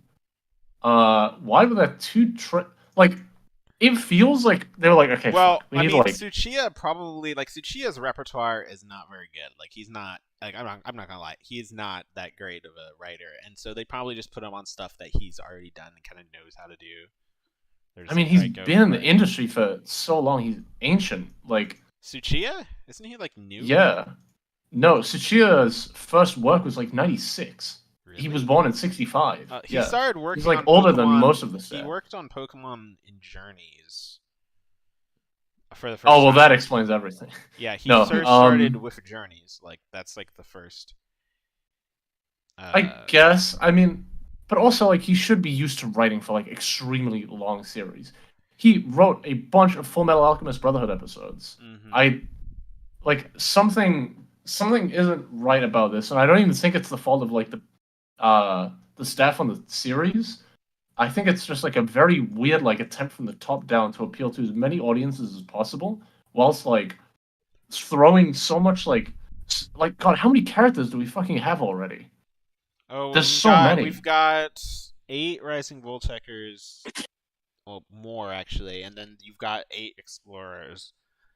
And then you've got Diana and the rest of Liko's family.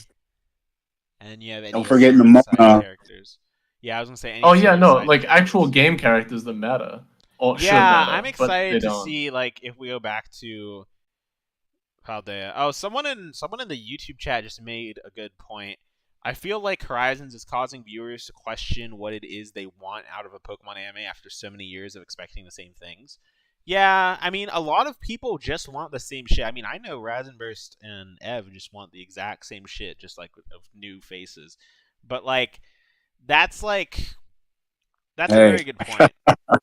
Hey, That's just not true. Look, yes, as- it is. I just somebody want with no I mean, if I can, Dude, I was actually so hyped for Horizons. I don't know Yeah. if anyone here remembers, but I was like the #1 Ash hater before. yeah, literally, you were. Horizons Bro, came you out. were I remember. shilling I Masasa remember. Pokemon Ev. Master so hard, bro. Yeah, Get but the I was fuck hating out on of Ash. here. Oh my god, dude! I don't even want to think about Journeys or NPM, man. Like, I get mad every time I think about them. Like, I actually get mad. Like, they actually Right, piss me NPM, off. I Like, guess. it's weird. Like, I Horizons feel like a should've weird took one, after. kind of. I'm gonna go grab a drink real quick. Horizons definitely should have took after MPM. For sure. It needs the soul, bro. It's lacking the soul. And when I say soul, I'm not saying that as like, it's it needs something good. It needs that Pokemon feel. It doesn't feel like a Pokemon anime. It feels like an anime with Pokemon in it. It doesn't feel like the Pokemon actually have, that much narrative, importance, like weight to them. It feels like, I don't want to not in like a derogative sense, but it feels like the Pokemon are just a means to an end. They're just like tools basically in place of like if Horizons was a different anime, the Pokemon would be like swords and stuff like that. I don't feel like the writers have really honed in or capitalized on that Pokemon feel. Right now, it just seems very, very human character focused, and I feel like it's working that. to the detriment. I mean, I think that is. I mean, that can be good. Definitely a better Yeah. place of the anime. I Um, like that. Like, I mean, I don't know like really what to tell you guys. I like that shit. I like that it's more character friendly because I've Yeah, but they actually always have to wanted that try. from the anime to be more character intersective. And the problem is Yeah, I think- with Horizons is that it's character focused, but the characters aren't going anywhere. So it Yes. it actually lampshades the issues and makes them worse. But It's also I like that they're trying to do that a lot. there's also the issue of like 99% of the anime series was oh no, a Pokemon is eating all the food in this town and we have to stop them. And then Team Rocket shows up 11 minutes into the episode. And it's like when you write that for so long, you really don't have any idea of like what the fuck to do. But then also there's like new writers on the show that like have done better stuff. Like they are way better than Pokemon has any right to like. Yeah, have. I know. That's kind of why I was like, I Yeah. was kind of shocked when I first like saw the name. I was like, bro, what? Yeah, when I saw Sato, I was like, oh fuck. Like, Yeah, this and might I be actually good. feel like their script coordinator is like a light novel writer too. So Yeah. so I actually dead ass think that they're just getting gimped. Like I don't like and even then like the like there's plenty of detail in the show. Like you can like I think that the writing in and of itself is like on a whole different tier from the previous series because there's a lot more like tie-ins and there's more detail in the dialogue and the I mean, the to be things fair, Honestly, tie into like, each to be other. I don't fair, think so. The past series, I know this is gonna make some people upset, but there was zero actual progression.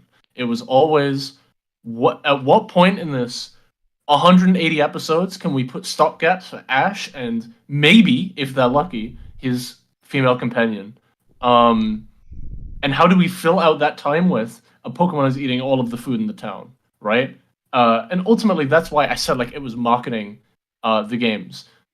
Horizons doesn't feel like it's marketing the games at all, which is besides Terapagos, which is really weird because you'd think they would put that priority on other stuff, but I don't know. I feel like a hater, but not even with Terapagos, because it feels like with Terapagos, it feels like they're rewriting its lore.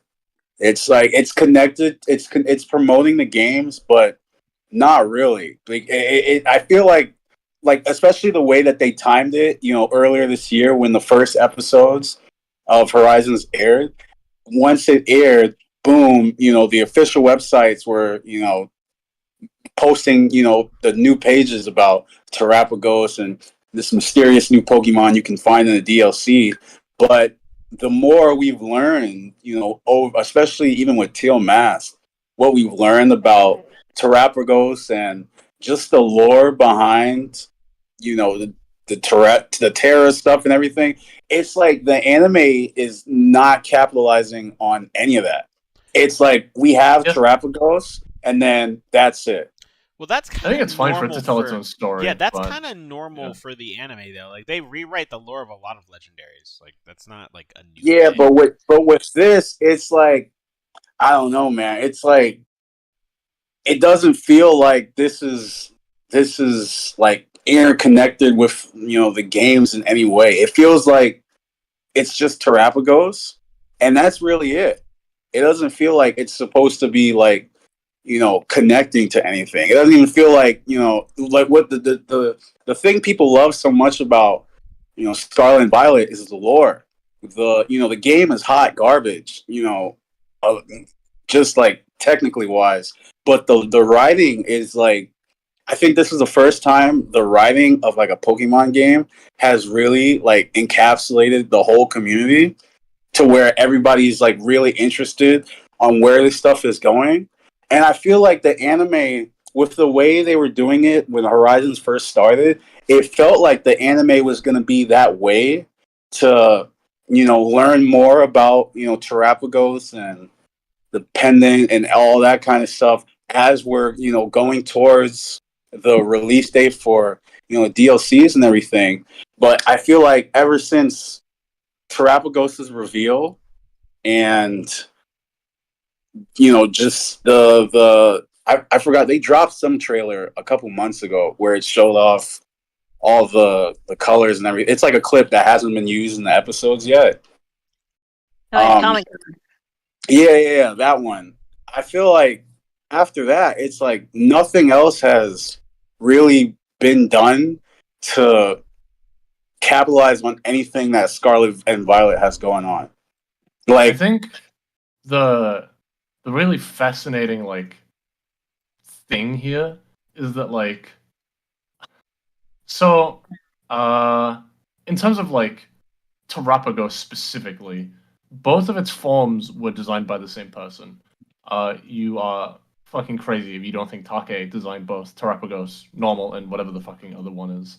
However, it feels like the baby one, like the normal one, was designed for the anime specifically, and the other ones are the legendary Pokemon for the games. I don't know how much of it is like working backwards, but like it's really, really weird.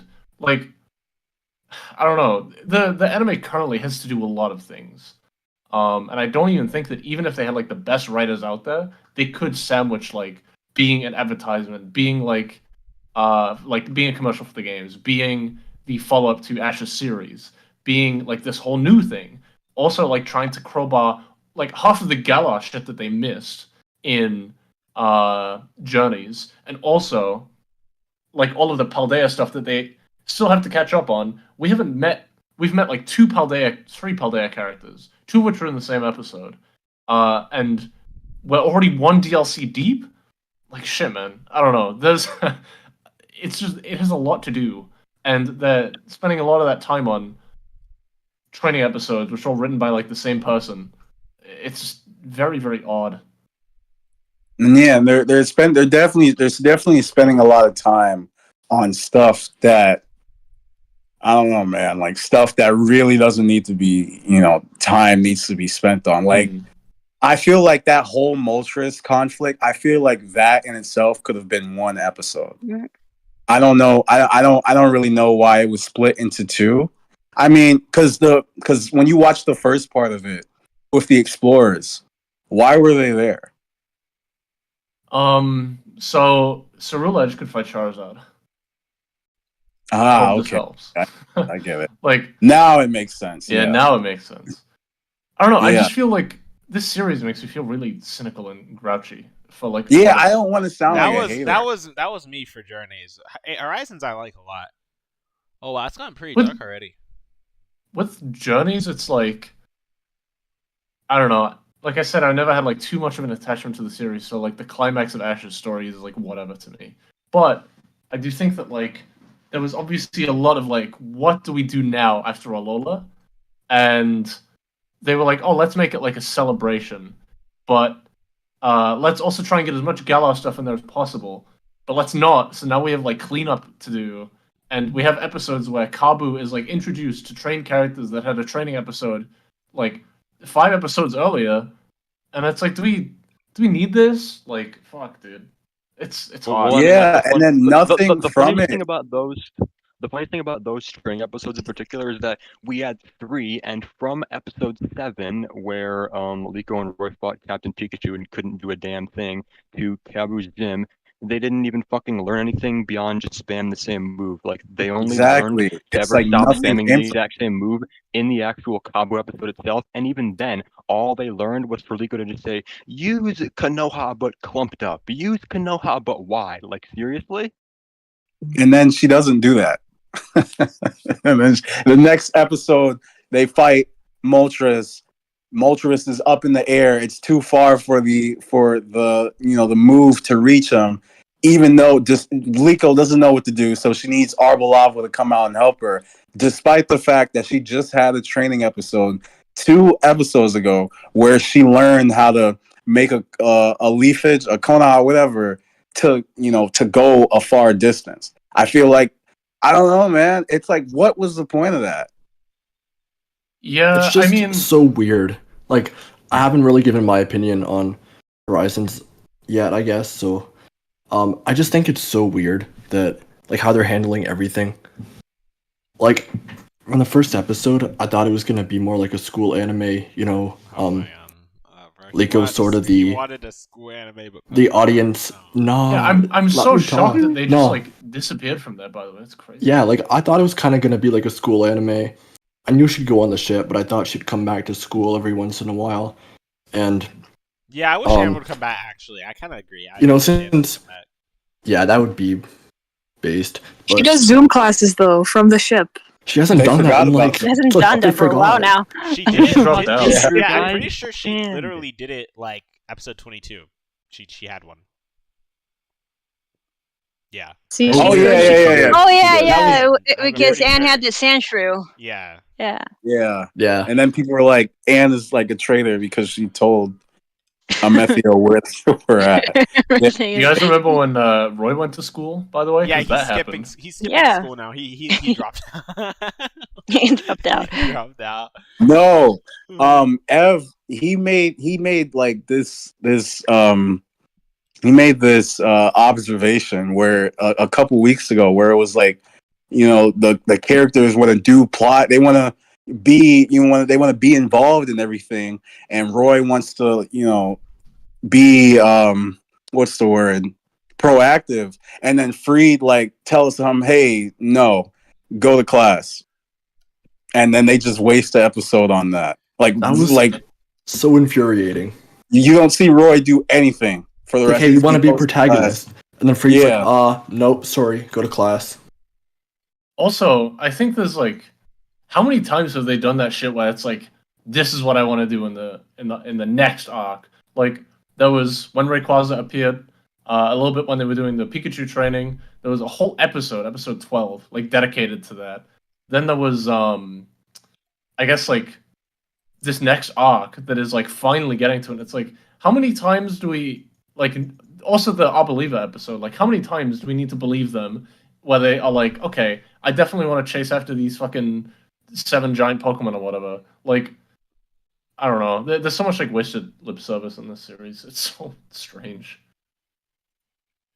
It feels like some Dragon Ball GT shit where they were like, okay, we have a really good idea of what we want to do. Like 12 episodes in, the ratings got like really bad, and they were like, oh, fuck, we have to like go back to what people like. And now they just can't do that because they have 700 characters and 2 million Pokemon to work with. Oh wait, I have an idea. Window capture. Ignore me. I'm trying to do something. No, you're good. I have to be careful with it. I'm trying to. People are saying that they couldn't figure out who's talking because they're dumb. So I'm like trying to put Discord on the screen somehow, like just the voice chat. There's a way to Yeah. I can show you that later. I'm gonna crop it now. But So I think like the best frame of reference for this is unironically Yu-Gi-Oh, where you have this like, obviously it didn't go for like 25 years before it got a sequel series, but it's like, what if we had a sequel series that like started out in a school and has like a bunch of new characters and is like vaguely about the